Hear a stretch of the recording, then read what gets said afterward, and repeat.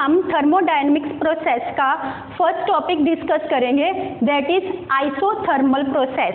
जैसे कि हमें नाम से ही पता चल रहा है, iso means same, thermal means temperature. वो प्रोसेस जो कांस्टेंट टेम्परेचर में रहे, उसमें जो टेम्परेचर है वो कांस्टेंट रहे, उसको हम बोलते हैं आइसोथर्मल प्रोसेस। इस प्रोसेस में सिर्फ प्रेशर और वॉल्यूम की वेरिएशन हो सकती है, बट जो टेम्परेचर है वो एज इट इज कांस्टेंट रहेगा। इसको कंटिन्यू करेंगे, इसको डिस्कस करेंगे एक डायग्राम के साथ। जैसे हमने यहाँ पे एक सिलेंड्रिकल शेप का डायग्राम ले लिया है, ये कंटेनर लिया है, इसमें यहाँ पे जो इस कंटेनर की वॉल है वो कंडक्टिंग वॉल है, यहाँ पे एक मूवेबल पिस्टन है और इसमें जो गैस फिल किया है दैट इज आइडियल गैस, ठीक है। और इस सिस्टम में जो उनका कोलिजन हो रहा है वो दो टाइप से कोलिजन हो रहा है। एक तो मॉलिक्यूल्स का आपस में कोलिजन हो रहा है, सेकंड जो मॉलिक्यूल्स स्ट्राइक कर रहे हैं कंटेनर के वॉल के साथ, दो टाइप का यहाँ पे कोलिजन हो रहा है। नेक्स्ट यहाँ पे ऊपर ये पीस ऑफ मतलब कि वेट लगाया है, जैसे आप पीस ऑफ आयरन लगा लो, पीस ऑफ स्टोन लगा लो, यहाँ पे स्मॉल पीस यहाँ पे रख दिए हैं। तो इनकी वजह से जो यहाँ पे इनवर्ट डायरेक्शन में प्रेशर लग रहा है उसको हम बोलेंगे पी एक्सटर्नल प्रेशर।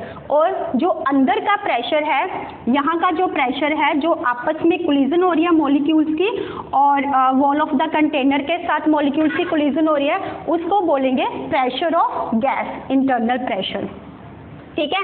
अगर हम यहाँ पे देखें, ये जो पीस ऑफ आयरन है, अगर हम यहाँ से एक पीस ऑफ आयरन को निकाल देते हैं, बाहर निकाल के कहीं फेंक देते हैं, तो यहाँ पे जो प्रेशर है वो क्या हो जाएगा, डिक्रीज हो जाएगा और इंटरनल प्रेशर इंक्रीज हो जाएगा। जब इंटरनल प्रेशर इंक्रीज हो जाएगा तो यहाँ में जो इक्विलिब्रियम था वो तो बिगड़ गया। यहाँ पे एक इक्विलिब्रियम पहले मेंटेन किया हुआ था वो बिगड़ गया, क्योंकि मान लो कि अगर पहले यहाँ पे 50 एटमॉस्फेयर प्रेशर था और यहाँ अंदर भी 50 एटमॉस्फेयर प्रेशर है, बट जब यहाँ से ये पीस ऑफ आयरन को निकाल दिया तो यहाँ पे मान लो 45 एटमॉस्फेयर प्रेशर रह गया और इनसाइड 50 रह गया। तो अब क्या हुआ, जो इनसाइड प्रेशर है वो इंक्रीज हो गया, जो यहाँ के मॉलिक्यूल्स हैं वो डिस्कम्फर्ट जोन में आ गए और इन्होंने क्या किया, अपवर्ड डायरेक्शन में प्रेशर लगाना शुरू कर दिया। जब अपवर्ड डायरेक्शन में प्रेशर लगाना शुरू कर दिया तो यहाँ पे जो पिस्टन है वो अपवर्ड डायरेक्शन में मूव कर गया। अपवर्ड डायरेक्शन में जब मूव कर गया तो जो उसका वॉल्यूम है यहाँ से वो यहाँ चला गया तो वॉल्यूम इंक्रीज हो गया। जब वॉल्यूम इंक्रीज हो गया तो जो मॉलिक्यूल्स हैं वो एक कंफर्टेबल जोन में आ गए और उनमें डिस्टेंस इंक्रीज हो गया। तो जब डिस्टेंस इंक्रीज हो गया तो जो इस सिस्टम का जो टेम्परेचर है वो डिक्रीज करना शुरू कर गया। तो डिक्रीज करना शुरू कर गया तो ये तो हम आइसोथर्मल की बात कर रहे हैं, हमें तो यहाँ पे टेम्परेचर कांस्टेंट चाहिए। तो उसके लिए जो यहाँ पे सराउंडिंग से वो हीट लेना शुरू कर देगा, अपने आप वो हीट लेना शुरू कर देगा और फिर से वो एक इक्विलिब्रियम अटेन करेगा। तो ये प्रोसेस ऐसे ही बहुत धीमा प्रोसेस होता है, धीरे धीरे ये ऐसे कंटिन्यू करता है। अगर हम इसकी भी बात करें, अगर इस पीस को भी हटा दिया जाए बाहर तो फिर भी एज इट इज ही रहेगा, इंटरनल प्रेशर इंक्रीज हो जाएगा और एक्सटर्नल प्रेशर डिक्रीज हो जाएगा, जिसकी वजह से ये सराउंडिंग से मतलब कि ऐसे प्रोसेस चलता रहेगा और सराउंडिंग से हीट लेता रहेगा। जैसे हम यहाँ पे आइडियल गैस इक्वेशन की बात करते हैं, जैसे हमारे पास है PV is equal to nRT, ठीक है, it is the ideal gas.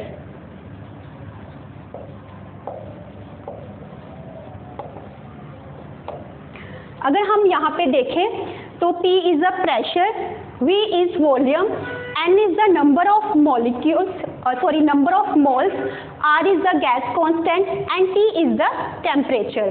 तो हम देखेंगे पूरी की पूरी टर्म क्या है, कांस्टेंट है।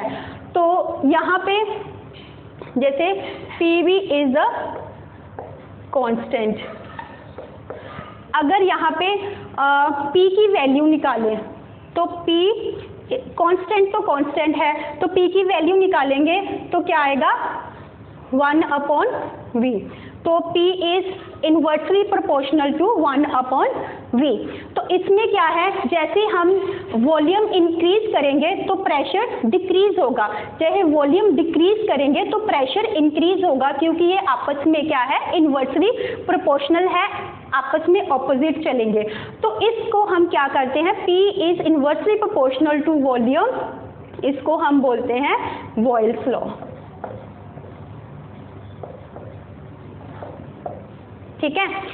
सेकंड है, जैसे हमने यहाँ पे प्रेशर की बात की थी, फर्स्ट प्रेशर P1 था, फिर प्रेशर डिक्रीज हो गया तो P2 पे आ गया। अगर वॉल्यूम की बात करें, फर्स्ट वॉल्यूम V1 था, फिर वॉल्यूम इंक्रीज हो गया, V2 पे आ गया।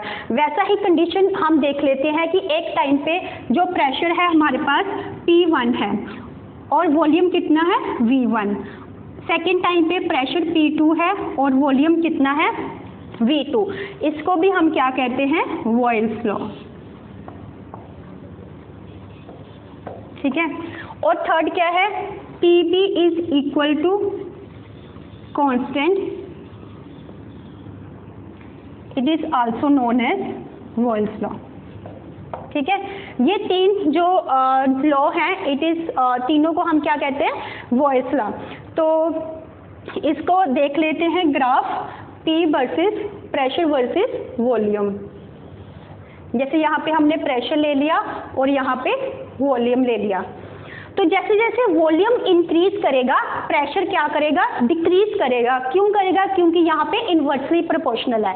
तो जैसे हम वॉल्यूम को इंक्रीज करेंगे, प्रेशर डिक्रीज करेगा, तो इसका जो ग्राफ है वो ऐसे बनेगा।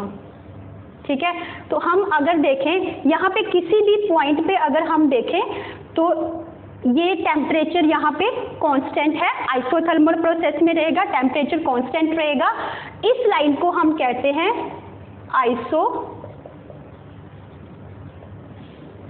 Isothermal line. Hello student, now we calculate the expressions for work done in the isothermal process. तो इस प्रोसेस को कंटिन्यू करने के लिए पहले हम यहाँ पे देखते हैं फिगर में, जैसे हमने आइडियल गैस के केस में पढ़ा था, इनसाइड द चैम्बर, यहाँ पे आइडियल गैस की वजह से जो मॉलिक्यूल्स हैं उसमें प्रेशर ज़्यादा था inside as compare to outside. तो जो मॉलिक्यूल्स से जब इनसाइड प्रेशर बहुत ज़्यादा हो गया तो इन्होंने अपवर्ड फोर्स लगाना, प्रेशर लगाना शुरू कर दिया, जिसकी वजह से जो वॉल्यूम था वो एक्सपैंड हो गया V1 से V2। तो इसीलिए इसको हम आइसोथर्मल एक्सपेंशन भी बोलते हैं। तो इसी का अगर हम small amount of work done calculate करें तो हम कैसे लिखेंगे, अगर हम small amount of work done calculate करते हैं तो उसके लिए हम लिखते हैं dW। तो dW is equals to PdV। P is a pressure and dV is a small change in volume. As we know that ideal gas equation PB is equal to nRT। तो अगर हम यहाँ पे प्रेशर की value find out करें तो pressure is equal to nRT over V। तो यहाँ पे हम पुट करेंगे dW is equal to nRT over V dV। ये था हमारा small amount of work done, अगर हम स्मॉल वर्क डन कैलकुलेट कर रहे थे। अगर हम होल प्रोसेस के लिए कैलकुलेट करेंगे तो हम यहाँ पे इंटीग्रेशन करेंगे बोथ साइड पे। तो यहाँ पे आएगा dW is equal to nRT over V dV। तो जब कोई टर्म कांस्टेंट होती है, जैसे ये कांस्टेंट है, T is a temperature, R is a gas constant and N is the number of moles. तो टेम्परेचर भी यहाँ पे आइसोथर्मल प्रोसेस में कांस्टेंट है, R is the gas constant and N is the number of moles. तो ये whole term क्या होगी, कांस्टेंट होगी।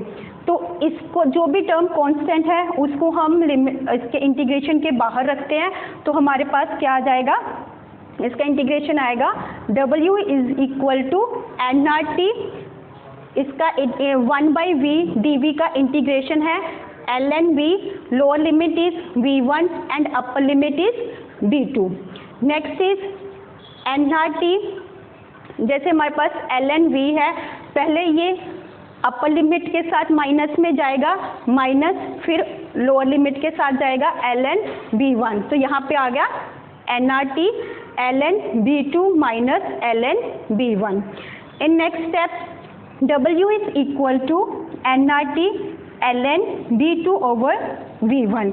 ये V2 ओवर V1 हमारे पास कैसे आया, जैसे ln V2 इसका जो फॉर्मूला बनता है ln A minus ln B, तो ये कैसे आ जाएगा ln A ओवर V, तो यहाँ पे आ गया V2 ओवर V1। तो W is equal to nRT ln V2 over V1 का बेस एक्सपोनेंशियल E है। तो अगर हम इसको log 10 में कन्वर्ट करना चाहेंगे तो उसको हम 2.303 के साथ मल्टीप्लाई करेंगे, तो हमारे पास क्या आएगा, W is equal to 2.303 nRT log 10 V2 over V1।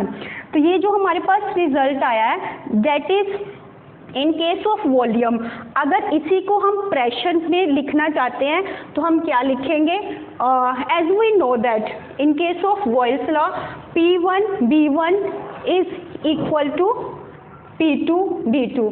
तो जो हम तो इसको हम ऐसे लिख सकते हैं P1 over P2 and B2 over V1। तो ये P का वैल्यू हम यहाँ पे पुट करेंगे तो हमारे पास क्या आएगा, W is equal to 2.303 nRT log 10 P1 over P2। तो ये हमारे पास 3 रिजल्ट आए हैं, दैट इज वेरी इंपॉर्टेंट, इसको हम न्यूमेरिकल्स में यूज करेंगे। Then it is the whole process for expansion, isothermal expansion and work done for the isothermal. तो स्टूडेंट्स हम यहाँ पे एक न्यूमेरिकल देखते हैं, आइसोथर्मल प्रोसेस के ऊपर बेस्ड न्यूमेरिकल देखते हैं। तो न्यूमेरिकल में क्या है, 2 mole of a gas at 127 degree Celsius expand isothermally until its volume is double, calculate the amount of work done. अब हम इसमें क्या देखेंगे कि कौन कौन सी चीज़ें हमें गिवन है। यहाँ पे हमें N 2 मोल्स हमें गिवन है। Next is temperature 127 degree Celsius है, तो वो हमें कन्वर्ट करना पड़ेगा केल्विन में। नेक्स्ट आइसोथर्मली, नेक्स्ट है वॉल्यूम। वॉल्यूम इसका डबल है, मतलब कि जैसे हम देखा था कि पहले वॉल्यूम V1 था तो डबल हो जाएगा 2V हो जाएगा। तो देखते हैं number of moles is 2, temperature is 127 degree Celsius, तो इसको केल्विन में कन्वर्ट करने के लिए हम इसमें ऐड करेंगे 273, तो ये कितना आएगा 400 केल्विन। वॉल्यूम, फर्स्ट वॉल्यूम इसका V है और सेकंड वॉल्यूम कितना है V2। अब हम इसमें वर्क डन का फॉर्मूला लगाएंगे तो कितना आएगा, W is equal to 2.303 nRT ln V2 over V1। अब हम यहाँ पे वैल्यूज पुट करते हैं, तो W is equal to 2.303 N is the 2 into R is the gas constant, इसकी वैल्यू कांस्टेंट है 8.31, T इज द टेम्परेचर हम देखते हैं 400 kelvin. Next is ln V2 क्या है हमारे पास, V2 है 2V और V1 क्या है V। अब ये V से V कैंसिल हो जाएगा, तो हमारे पास जो आंसर आएगा that is 4.6 into 10⁻³ joule. Student हम यहाँ पे एक न्यूमेरिकल देखते हैं, जैसे कि a cylinder contains 5 meter cube of an ideal gas at a pressure of 1 bar. This gas is compressed in a reversible isothermal process till its pressure increases to 5 bar. Calculate the work done. अब हमें यहाँ पे क्या given है, हमें isothermal process के लिए work done calculate करना है। तो इसमें हमें जो गिवन है दैट इज 1 बार प्रेशर, तो दैट मीन्स कि हमारे पास P1 है। जब गैस को कंप्रेस किया तो हमारे पास फाइनल प्रेशर कितना आ गया P2। ये 2 प्रेशर हमें गिवन है। नेक्स्ट हमें जो गिवन है that is volume 5 metre cube. जैसे कि हमने वर्क डन के लिए एक्सप्रेशन अभी राइट किया था, that is W is equal to nRT ln P1 over P2। तो जैसे हमें पता है कि आइडियल गैस इक्वेशन क्या है, P1 V1 is equal to nRT। तो हम इस यहाँ पे ये दोनों इक्वल है, तो दैट मीन्स हम इसकी जगह पे ये लिख सकते हैं P1 V1 ln P1 over P2। अब हम देखेंगे कि हमारे पास प्रेशर P1 हमारे पास कितना है, 1 बार। तो 1 बार को अगर हम SI यूनिट में कन्वर्ट करेंगे तो 1 को हम मल्टीप्लाई करेंगे 10⁵ के साथ। नेक्स्ट जो हमारे पास वॉल्यूम है, वॉल्यूम हमारे पास कितना है, 5 metre cube ln। Next is P1 हमारे पास कितना है, 1 और P2 हमारे पास है 5। ठीक है, अब हम इसको वैल्यू सभी को पुट करके तो क्या आएगा, 5 इंटू 10⁵ इंटू 1.6094। अगर हम कैलकुलेटर से कैलकुलेट करें ln 1 ओवर 5 तो इसकी जो वैल्यू आती है दैट इज 1.6094। तो वो हम यहाँ पे लगा देंगे, तो हमारे पास जो फाइनल रिजल्ट आएगा that is 804.7 kilo joule. Students, हम नेक्स्ट न्यूमेरिकल देखते हैं। हमारे पास न्यूमेरिकल है 1 mole of an ideal gas does 3000 joule of work on its surrounding at it expand isothermally to a final pressure of 1 atmosphere and volume of 25 litre. Determine volume and temperature of the gas. अब इस question में हम क्या देख रहे हैं, हमारे पास work done given है। इवन कि जो हमने पहले न्यूमेरिकल्स किए हैं उनमें हम वर्क डन फाइंड आउट करते थे, बट इस क्वेश्चन में हमें वर्क डन गिवन है। नेक्स्ट हमारे पास है फाइनल प्रेशर, मीन्स कि हमें P2 की वैल्यू गिवन है। नेक्स्ट हमें क्या गिवन है, वॉल्यूम। तो जैसे हमने वर्क डन के लिए फॉर्मूला अप्लाई किया था, ड्राइव किया था, that is W is equal to nRT ln V2 over V1। तो यहाँ पे वर्क डन हमारे पास कितना है, 3000 जूल इज इक्वल्स टू, अब यहाँ पे nRT नेगेटिव में है। ये नेगेटिव में क्यों आया, क्योंकि सिस्टम के द्वारा सराउंडिंग पे काम किया जा रहा है, तो इसलिए हम यहाँ पे नेगेटिव लगा देंगे और वर्क के लिए भी हम नेगेटिव लगा देंगे। Next is ln V2 over V1। तो ये माइनस माइनस कैंसिल हो जाएगा, तो इसकी वैल्यू आएगी 3000 जूल इज इक्वल टू, हमारे पास जो हमने आइडियल गैस इक्वेशन है that is PV is equals to nRT। तो nRT की जगह पे हम इसको पुट कर सकते हैं P2 B2 ln B2 over V1। तो इसको हम पूरा कैलकुलेट करेंगे। 3000 इज इक्वल टू P2 हमारे पास कितना है, 1 एटमॉस्फेयर। P2 है, मीन्स कि ये फाइनल रिजल्ट, फाइनल हमारे पास वैल्यू है P2। तो इसको हम SI यूनिट में कन्वर्ट करेंगे, तो that is 1 into 10⁵ into volume हमारे पास 25 लीटर है। इसको भी हम अगर SI यूनिट में कन्वर्ट करेंगे that is 25 into 10⁻³ cube ln V2 over V1। ये पूरा टर्म इधर आ जाएगा, तो ये जो 3000 पूरा डिवाइड कर जाएगी, ये पूरी की होल वैल्यू यहाँ पे डिवाइड कर जाएगी। तो नेक्स्ट स्टेप में क्या आएगा, ln V2 over V1 is equal to 3000 over 2500। तो अब ln V2 ओवर V1 का बेस एक्सपोनेंशियल E है, तो हम जब इसको कैलकुलेट करेंगे तो हमारे पास V2 over V1 e⁻⁵ 6 over 5। यहाँ से हम V1 की वैल्यू कैलकुलेट करेंगे, that is V2 over e⁻⁶ over 5। तो V2 कितना है हमारे पास, 25 लीटर है। अगेन इसको हम कन्वर्ट कर रहे हैं SI यूनिट में, तो दैट इज 25 इंटू 10⁻³ ओवर, ये आ जाएगी वैल्यू E ओवर 6 ओवर 5। तो हमारे पास जो रिजल्ट आएगा in case of volume that is 0.0076 per metre cube. Next हम फाइंड आउट करेंगे टेम्परेचर। तो टेम्परेचर के लिए जैसे आइडियल गैस इक्वेशन है PV is equals to nRT, अगर उसमें हम टेम्परेचर कैलकुलेट करें तो टेम्परेचर की वैल्यू निकालें तो T is equal to PV over nR। तो P हमारे पास कितना है, प्रेशर 1 एटमॉस्फेयर है, इसको हमने SI में कन्वर्ट किया। नेक्स्ट इज V हमारे पास कितना है 25, that is also convert into SI unit. Next is N हमारे पास कितना है 1 मोल। नेक्स्ट इज R हमारे पास कितना है, गैस कांस्टेंट 8.31। तो ये हमारे पास जो T की वैल्यू है दैट इज 305 केल्विन आंसर।